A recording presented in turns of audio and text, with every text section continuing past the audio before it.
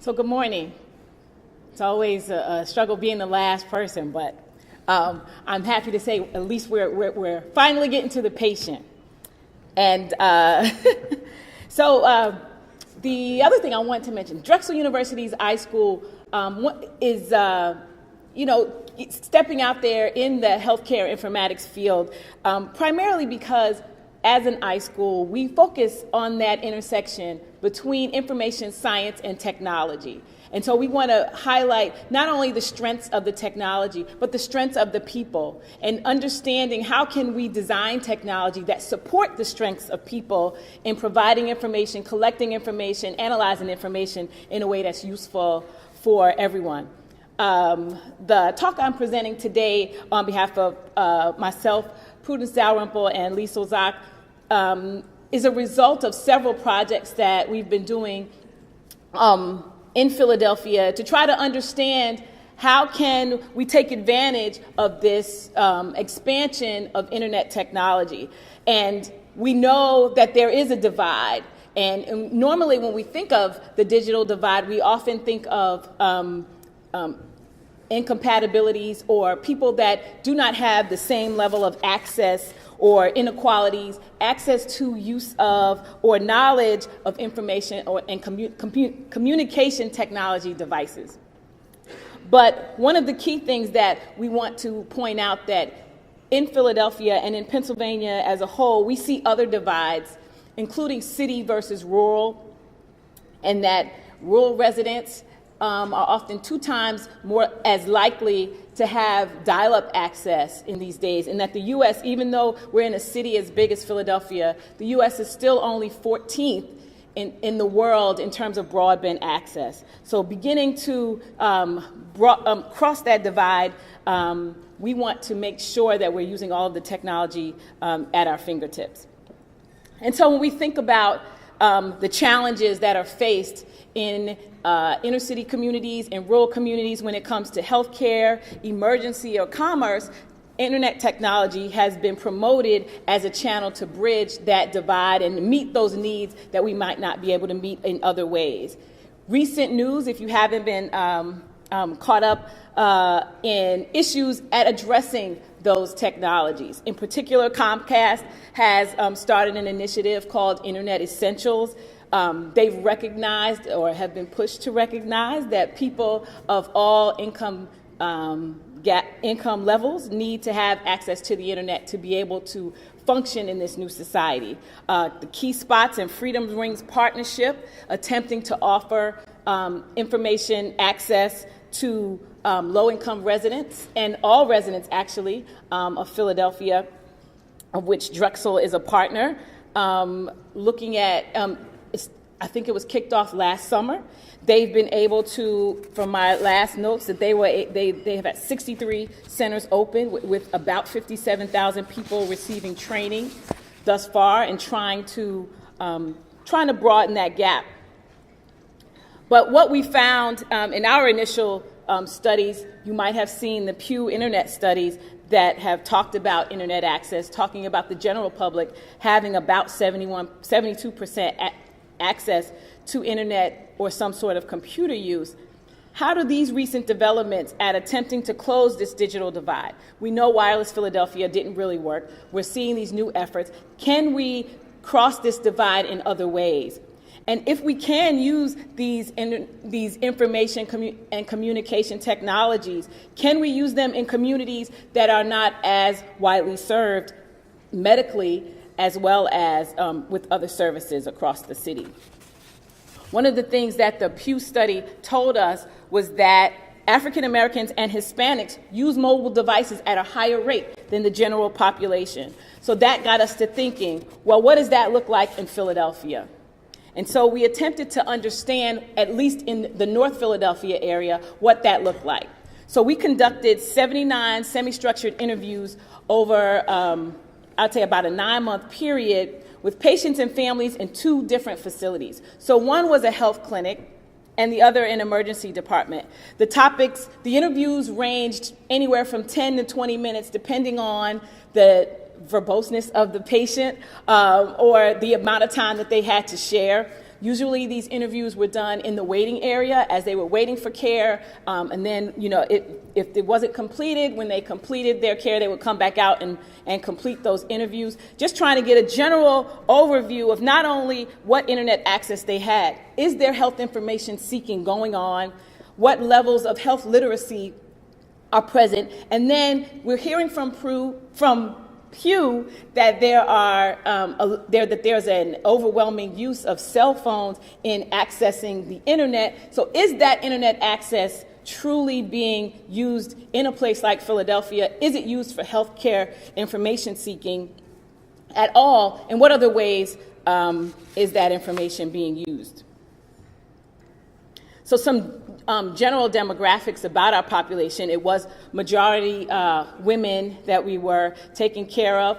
The majority of the population was in this 22 to 44 range. However, in the emergency department, the rest of those people, the majority of the rest of those participants were over 44. So we had a slightly older population in the emergency department, but it was a wide range. The biggest part of the population was fairly similar. However, the population in the emergency department was higher educated.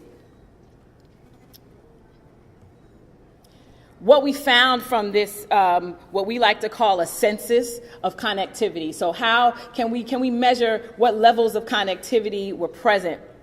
What we found in both of those populations is that, yes, a lot of that population had some sort of access to the internet. Now, what we tried to break down below that, taking that to a lower level of analysis, is, okay, what did that access look like? How were you accessing the internet? And it varied across the locations. So cell phones, yes, were used more frequently to access the internet. But amongst the ED population, they used computers a lot more. Now, whether or not that was directly connected to the fact that that population was slightly older might be one of the things that we kind of thought about, that while, yes, they had cell phones that had internet access, they might still use the computer for more things that required typing or required expanded use. More than 45% of both populations reported using the internet several times a day. Those who didn't use the internet, for the most part, or didn't use a computer, either didn't have access, weren't sure how to use it, so they weren't seeking out that access, or were frustrated with use.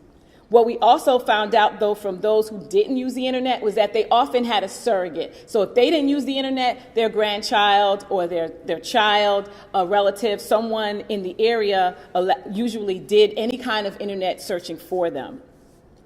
The biggest thing that we found that is kind of replicate of the Pew study was that only one of the participants who used the cell phone as their primary method actually used that cell phone to search for healthcare information.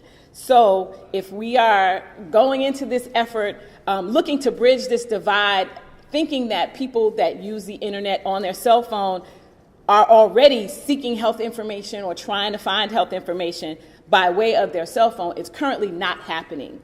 One of the reasons we asked this question is that a project that we had done previous to that was using cell phones and text messages as an on-ramp to the internet, and hoping that as part of this study that they were in, that if we sent these women tailored messages through their phone, through a text message that had a link to an internet site, possibly that would be a way to continue that internet seeking behavior. As a result of all of the information that we, as we thought back on this project and thinking about what it looks like, what internet connectivity looks like in Philadelphia, there were some lessons that we pulled out of this. In particular, that the connections to the technology were often sporadic. So while we attempted to often get in contact with people through that cell phone, we might not have had the most up-to-date number. Now, while the patient could always get in contact with us, we might not always be able to get in contact with them. So relying on push methods only, or methods that require an institution or an a entity to push out messages might not always be your first line or your only line of information contact, but always having that information present so that the patient or the participant can contact on their convenience should be a primary goal that you have. Changing telephone numbers was a common thing that we came up with, but there was always a number. We might not always have the updated number, but there was usually a number, so they could get in contact with us. And then there are these differing capabilities of the devices. So while we had a majority of participants talking about having internet access or having what we now call smartphones was prevalent, there was still a significant number of people who just had text capability, or if they had internet access, they might not have had a very large data plan, or their data plan was limited so that going on the internet wasn't their primary use of that phone. And so use of the internet for health information, we realized, was very low, and that any kind of, in our efforts of using telephones or any kind of mobile device as a enticement for patient engagement was something that we definitely thought we would like to continue. And so we are continuing this study, looking at different populations around the city as well as in more rural areas of Pennsylvania, trying to understand internet use and in particular mobile technology use for health information seeking.